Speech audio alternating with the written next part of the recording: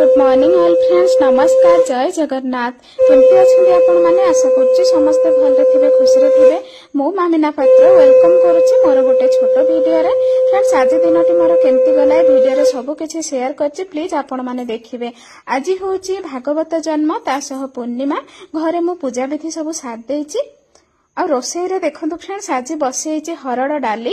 एटा तो बिना प्याज रसुण रे मु रोसई करे। सुखा लंका सोरिष फुटण देछि। एठी पकैछि आलू बैगण टमाटो। एटा होछि देसी हरड़ डाली। आज आपण मान को गोटे नुआ रेसिपी देखेबी जोटा कि आंबुल बेसर। देखंतु ता पाई नेछि मु सोरिष जीरा सुखा लंका कंचा लंका आ किछि हळदी गुंड नै भलो भाबरे ताको ग्राइंड करी आनिछि। आ देखंतु तार मेन इंग्रेडिएंट्स हैला आंबुल। तो आंबुल को मु भलो भाबरे धोई नेछि। आ एबे पकेई देली ता देहरे जो मसला बाटी की रखी थिले सब मसला पकेई भलो भाबरे टिके मिक्स कर देली। एबे फ्रेंड्स पकेई देली स्वाद अनुसार लूण। आंबुल रे तो लूण लागि थाए, तो सेथि पय लूण देखि पकेइबा। जस्ट टिके तेल पकेई आ थरे ताको मिक्स कर दबा। सेटा तो हमारा रेडी हो गला।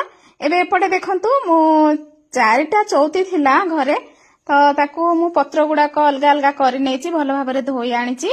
आउ ताकू एबे मु खोली सिलेबी। खली एटा मु फर्स्ट टाइम सिलौछि। केमती हेछि मो खली निहाती कमेंट करिवे।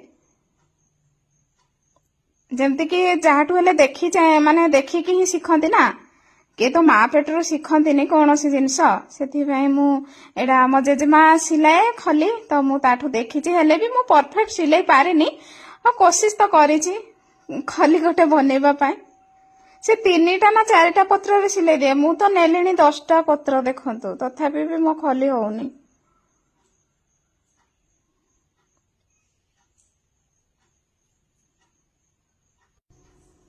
देखले तो फ्रेंड्स केते सुंदर खलीटे मु बनैली। आ खली केमती लागला निहाती कमेंट करिवे। आ एबे सब आंबुल मसला एबे पके देबा खली ऊपरे। खली जेमती भी हो टेस्ट तो बहुत बढ़िया आसीबो। एबे ताको फोल्ड कर दबा।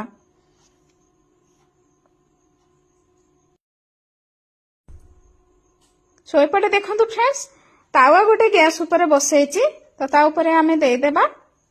आ गैस रो मीडियम फ्लेम रे ही एटा को हमें माने पोडिला टाइप रो बनैबा, जोटा कि हमें तो निया रे पोडुने ना, से तावा रे ही पोडिबो। आ 10 रु 15 मिनिट एमती ताको ढाकी दबा। सो देखंतु फ्रेंड्स केते सुंदर हे कि हमर पत्र पोड़ा, जोटा कि आंबुल पत्र पोड़ा कि आंबुल बेसर।